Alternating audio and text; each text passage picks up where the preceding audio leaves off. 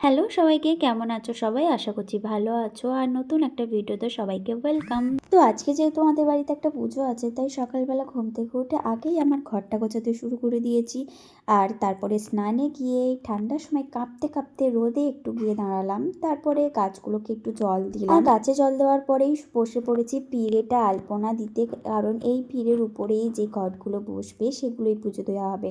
আর কি পুজো সেটাই তো তোমাদেরকে বলিনি। আজকে আছে আমাদের বাড়িতে ইতু পুজো বা ঘট পুজো, যেটা তোমরা ভালো নামে চেনো। সেটা আমাকে কমেন্ট করে জানিও যে তোমরা এই পুজোটাকে কী নামে চেনো। পিঁড়ের রং করার পরে এখন এসছি ঠাকুরের পাশে পিঁড়েটাকে বসিয়ে তারপরে ওখানে আলপনা দেওয়ার জন্য। আর ততক্ষণে আমার ভাইপো আমাকে ডিস্টার্ব করতে চলে এসেছিলো। তারপরে ঘট রেডি করছিলাম নানা ধরনের শস্য দিয়ে, যা যা শস্য লাগে। আর তারপরে ঘরটা আমিই বসাচ্ছিলাম। প্রতিবারে আমাদের ঘরের ঘরটা আমিই বসাই, তাই এবছরও তার কোনো ব্যতিক্রম হয়নি। ঘট বসিয়ে তাতে অল্প পরিমাণে জল দিয়ে ঘরটাকে স্থাপন করছিলাম। তারপরে অনেক রকমের কাজ আছে, সেগুলোকেই সারবো।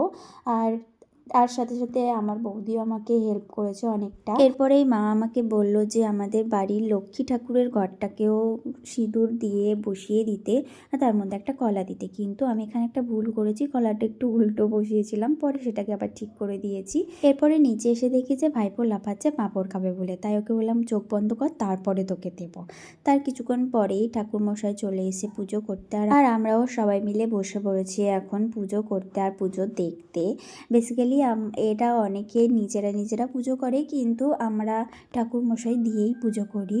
আর তার মধ্যেই ঘটে গেছে একটা ঘটনা। আমার ভাইপো বাইরে খেলতে খেলতে পড়ে গেছে, আর সেই জন্য কান্নাকাটিও শুরু করে দিয়েছে। ওকে একটু সামলে আমি একটু ঘটে জল দিয়ে প্রণাম করে প্রসাদগুলো সরাচ্ছিলাম। তার মধ্যেই আমার ভাইপোর কাণ্ড দেখো, এদিক দিয়ে প্রসাদ বাচ্ছে যে ও কোনটা খাবে।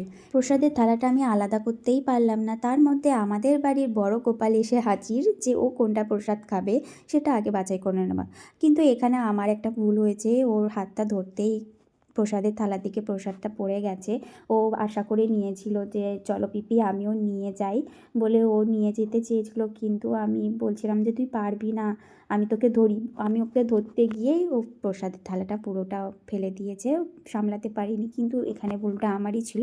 তারপরে ও আমার সাথে কি সুন্দর দেখো ভালো ছেলের মতো সবটাকে গুটিয়ে দিল। তারপর বাবাকে প্রসাদ দিয়ে নিজেও একটু প্রসাদ খেয়ে সোজা চলে গেছি লাঞ্চ খেতে। আর লাঞ্চে হয়েছিল খিচুড়ি, বেগুন ভাজা, আলুর দম আর পাঁপড় ভাজা।